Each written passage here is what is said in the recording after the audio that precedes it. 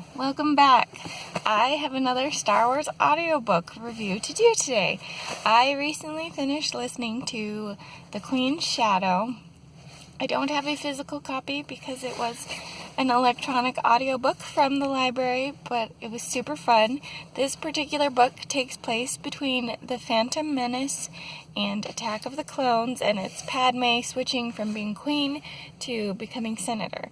And it was really great, and it was precisely what I was thinking of and hoping for in the Phasma book, in that the Phasma book I thought was going to bridge The Force Awakens to The Last Jedi and explain kind of where Phasma was during all that, because it seems like she should have been dead because she was on Starkiller Base.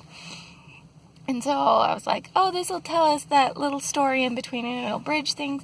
And that was not what Phasma's book was. It ended up being so much backstory and stuff, which was a good backstory, but when you're expecting a different story, it was a little frustrating. In this case, however, it was advertised as the Queen's Shadow, Padme trying to get out of the shadow of having been queen and adjust to her life from there on.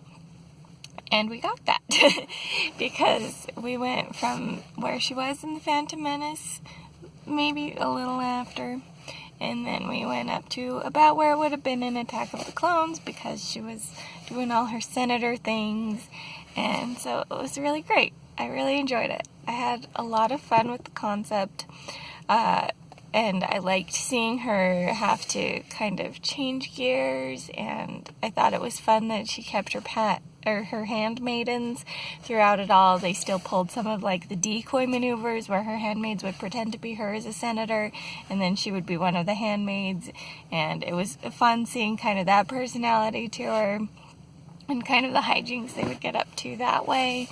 I will say that a few of the actual political adventures that went on were a little over my head. I don't generally follow politics very closely anyways, but especially when they're these interplanetary politics for places I've never heard of, and I've got all these little flashes of, but how can there be a single senator for an entire planet, or even a single queen for an entire planet, when here on Earth, in this day and age, we've got multiple countries that all have multiple leaders, and we can't get them united under a single leader. We've got things like the United Nations, but that still has multiple people representing multiple places within it. We don't have just one world ruler. And so I had a lot of thoughts like that were kind of distracting me from some of the political stuff too, because it's probably just because it's a fiction and stuff too, but in a lot of ways with stuff like that, it feels like Star Wars plays with real world politics and pretends that planets can function the exact same as real world politics. Each planet is a country instead of having countries within it, which simplifies things when you're telling a fictional story but does not seem accurate to reality. So that was probably my biggest gripe with it, even though I wasn't following what little of it they were trying to do anyways in a lot of ways, but it was still fun. I still really enjoyed it. I loved having a Padme story. The reader was really good and gave her a really good voice, so I enjoyed all of that. It was fun to have a few references to the prequel movies. She references Anakin a few times. She super idolized Qui-Gon Jinn in this book, which was a little odd to me.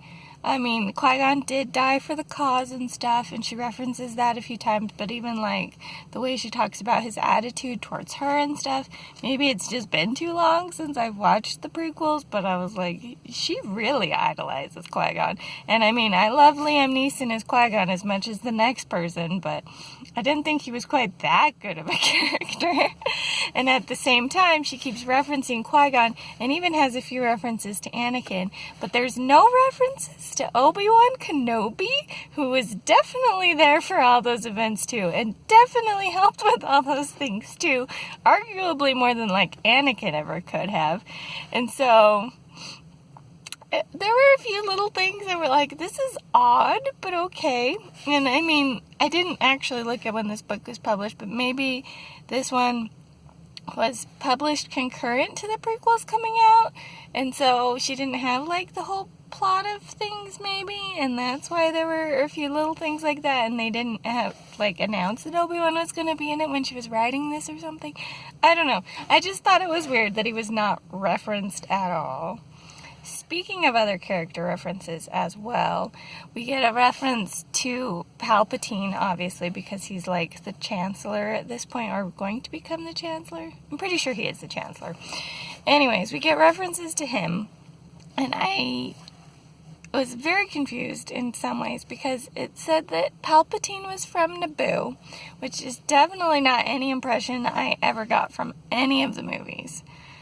And it was referenced multiple times here. There were a few, like, political things that she couldn't vote on or was, like, recommended not to vote on because if she did, then she's supporting Palpatine and then Naboo has too much interest in this one vote or whatever.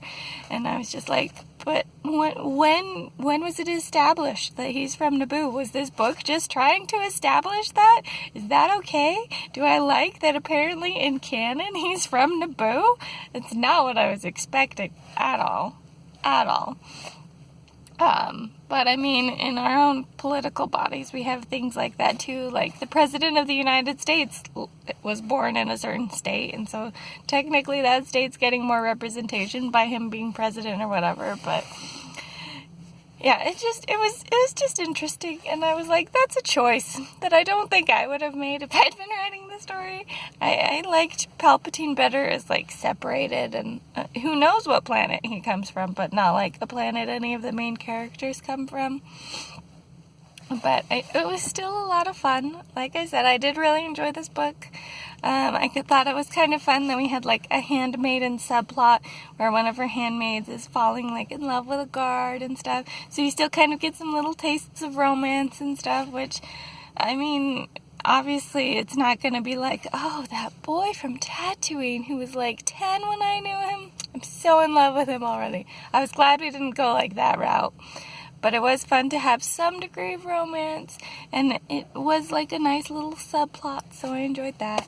But yeah, it was a fun one. If you're looking for like a prequel story, I think it's a really fun one. If you're just looking for Star Wars in general, it was very fun.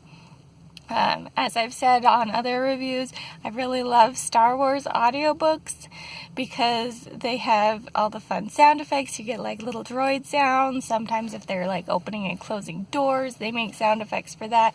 You obviously get some Star Wars music in there. I love the quality of Star Wars audiobooks just for that. And this was a really fun one beyond that. So I wasn't only listening to it for the fun like Star Wars sound effects in this case, and I really enjoyed it. So if you're looking for something fun and kind of prequel-y, that would be my next recommendation to you.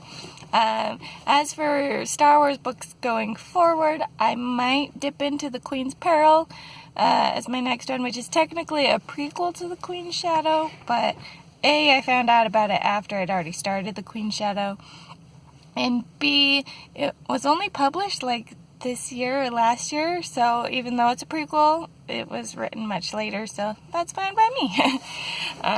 So yeah, that'll probably be the next one that I go for, but someone did recommend on one of my other Star Wars videos that I read Darth Bane, and I looked into those from the library, and they sound interesting. My only trouble is the way that my library has them.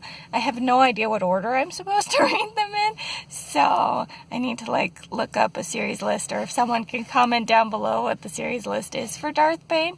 I definitely like looking into those because they're, like, Knights of the Old Republic era, I think, versus, like, movie-based, and it would be interesting to branch out beyond, like, movie-based Star Wars books, too. If you have any other recommendations for Star Wars books that you think I should look into, please let me know down below. If you're reading any Star Wars books right now, let me know.